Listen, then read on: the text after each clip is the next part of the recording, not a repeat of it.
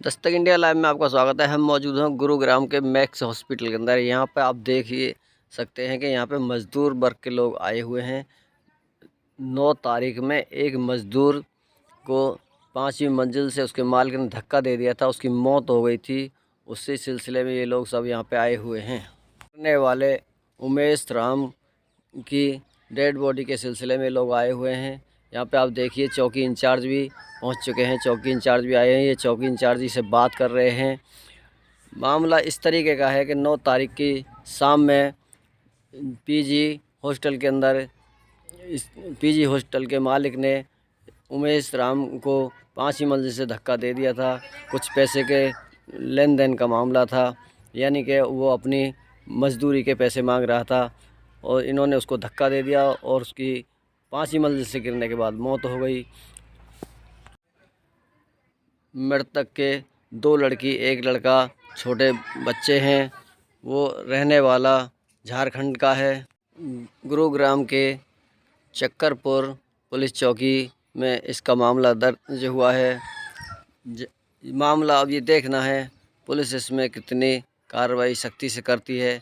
इसमें मज़दूरों की मांग है कि इसमें सख्त से सख्त कार्रवाई की जाए, क्योंकि एक ये इस तरीके की घटना, यानी कि उसने अपनी पैसे मांगने पर और उसको 5वीं मंजिल से धक्का दे दिया गया, जिससे कि उसकी मौत हो गई।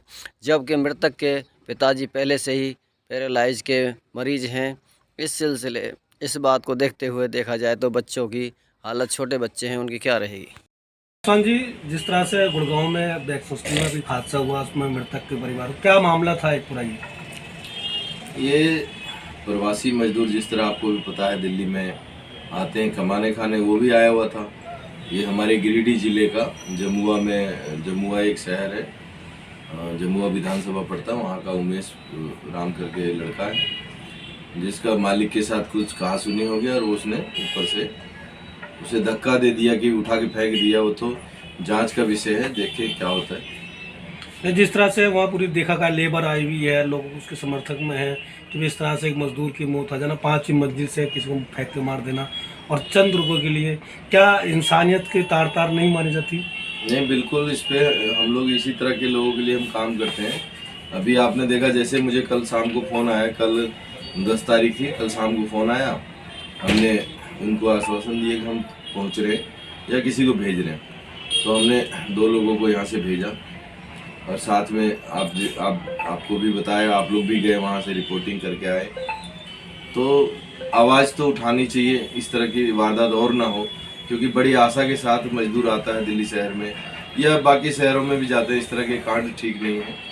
जिस तरह से गुड़गांव एक बड़ा हब है रोजगार का, और दिल्ली के बाद में अगर कहीं दिल्ली के पास में जगह है तो गुड़गांव और नोएडा है, जहां लाखों प्रवासी झारखंड, छत्तीसगढ़, बिहार, मध्य प्रदेश, पता नहीं कहां से लोग आते हैं इस उम्मीद के साथ कि यहाँ आने के बाद अपने परिवार में चलेंगे।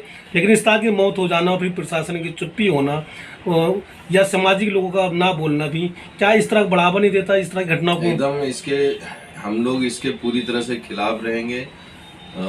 पुलिस को तो हमने आपसे पहले कहा था कि एसआई से भी स्टेटमेंट ले लीजिएगा, और हमको भी जैसे ही मौका मिलता है हम वहाँ पहुँचेंगे परिजनों से मिलने।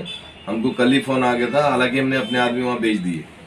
लेकिन ये जो बहुत गलत हो रहा है कि किसी मालिक ने इस तरह से किया हो। एक बार तंदूर कांड हुआ था इस तरह से दिल्ली में, कि बाती हुआ और तंदूर के अंदर डाल दिया था किसी को। तो ये जो सनकी किस्म के जो लोग होते हैं, ये लोग इस तरह करते हैं। नहीं, इस तरह की घटनाएं जब होती हैं तो जो मजदूर होता है वो अपने घर रुक जाता है, इधर नहीं आता है। और शुरुआती दौर में पुलिस जो है बड़ी कार्रवाई दिखाई देती है, लेकिन कुछ चंद दिनों के बाद में जो बयान होते हैं, जो कार्रवाई होती है, फिर वो ठंडी चली पहुँच जाती है और फिर वही ठर्रा होता है जो देखने आते मिलता है। नहीं, इस मामले में हम खुद नज़र रखे हुए हैं। ये हमारे ज़िले का ही है, उमेश राम जो है जमुआ का रहने वाला है। इसको हम पूरी तरह से इसको ठंडा होने देंगे नहीं। हम इसको लास्ट टाइम तक, जब तक इसके मालिक जेल और जुर्माना दोनों ना हो जाए, इसको हम लोग इसका पीछा नहीं छोड़ने वाले। हम लगातार इसके पीछे ध्यान रखेंगे। इस तरह के मामलों में जैसे एसडीएम की तरफ से मुआवजा होता है, प्रदेश सरकार की तरफ से मुआवजा होता है, इंश्योरेंस होता है, तो क्या इस तरह की कोई अभी तक बात सामने आई? अभी तक तो ये कोई बोलने को तैयार नहीं। जो परिजन आए थे, जिन्होंने हमें फ़ोन किया था कि भैया हम आए हैं और हमें इस तरह से मीडिया की आवश्यकता है, तो हमने मीडिया वालों को भेजा। तो वो लोग भी उस समय वहाँ बोले नहीं, चुप लगा दिए। तो हो सकता है अभी सदमे में होगा परिवार, अभी आए हैं झारखंड से, तो 2-4 दिन में फिर मिलेंगे उनसे, तो उनसे बुलवाने की कोशिश करेंगे। और सरकार से भी हम कहेंगे कि ऐसे लोगों को सख्त से सख्त सजा दिलवाए, दिल्ली हरियाणा सरकार से, क्योंकि मामला वहाँ हरियाणा का है। जैसा कि मालिक ने 5वीं मंजिल से उसे फेंक दिया या धक्का दे दिया, यानी उसने एक बार भी ये नहीं सोचा कि अगर मैं धक्का भी देता हूँ या आदमी 5वीं मंजिल से गिरेगा तो जाहिर सी बात है इसकी मौत हो जाएगी। तो ऐसे क्रूर आदमियों के लिए आपकी नज़र में क्या सज़ा होनी चाहिए? उनको सख्त से सख्त को कानून में जो सज़ा है वो होना चाहिए।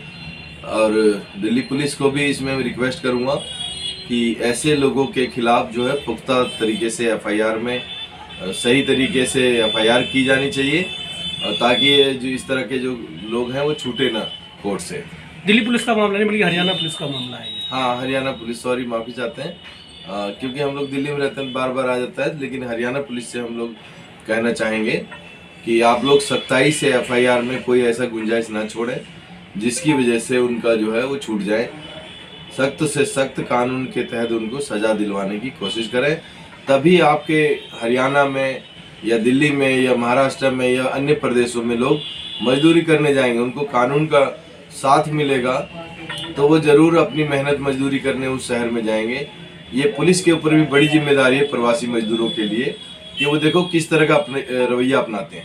तो एक और आखिरी सवाल था, क्या आपकी राजनीतिक पार्टी जो है वो क्या प्रशासनिक तौर पर उनको मुआवजे की मांग के लिए चिट्ठी लिखेगी? एकदम बिल्कुल, हम लोग प्रशासन से भी मांग कर रहे हैं।